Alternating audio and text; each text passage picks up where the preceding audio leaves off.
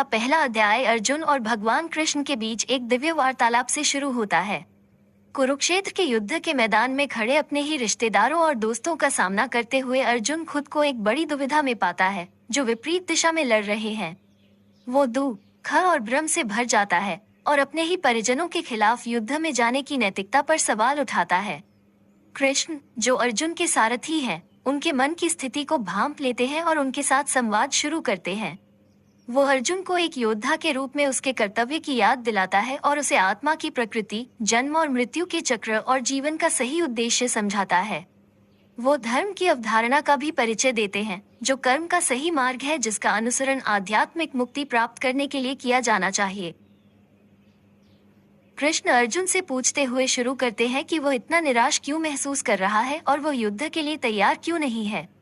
वे अर्जुन से कहते हैं कि उन्हें उन लोगों के लिए शोक नहीं करना चाहिए जो पहले ही मर चुके हैं, और नहीं उनके लिए जो अभी मरने वाले हैं, क्योंकि आत्मा शाश्वत है और इसे नष्ट नहीं किया जा सकता है। वो आगे बताते हैं कि न्याय और धार्मिकता के लिए लड़ना एक योद्धा का कर्तव्य है और ऐसा करने से वह न केवल अपने सांसारिक कर्तव्य को पूरा करेगा बल्कि आध्यात्मिक योग्यता भी प्राप्त करेगा। कृष्ण फिर आत्मा की प्रकृति और जन्म और मृत्यु के चक्र के बारे में विस्तार से बताते हैं। वो बताते हैं कि आत्मा शाश्वत और अविनाशी है और केवल शरीर ही नष्ट होता है। वो अर्जुन को बताते हैं कि आत्मा अपने कर्म खाते के आधार पर मृत्यु के बाद एक शरीर से दूसरे शरीर में जाती है और जीवन का अंतिम लक्ष्य जन्म और मृत्यु के इस चक्र से मुक्ति प्राप्त करना है।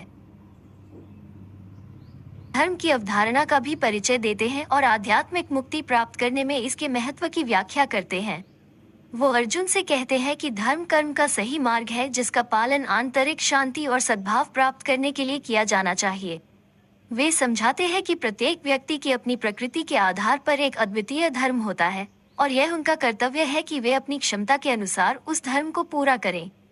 जैसे जैसे बातचीत आगे बढ़ती है, अर्जुन की उत्सुकता बढ़ती जाती है और वह कृष्ण से आत्मा की प्रकृति, पुनर्जन्म की प्रक्रिया और धर्म के अर्थ के बारे में कई सवाल पूछता है।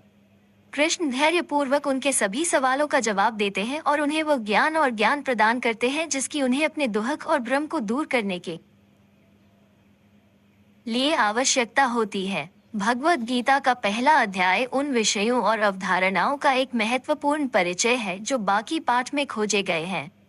ये धर्म के केंद्रीय विचार और आध्यात्मिक मुक्ति प्राप्त करने में इसके महत्व को स्थापित करता है और बाद के अध्यायों में आने वाले कर्म, योग और भक्ति पर चर्चा के लिए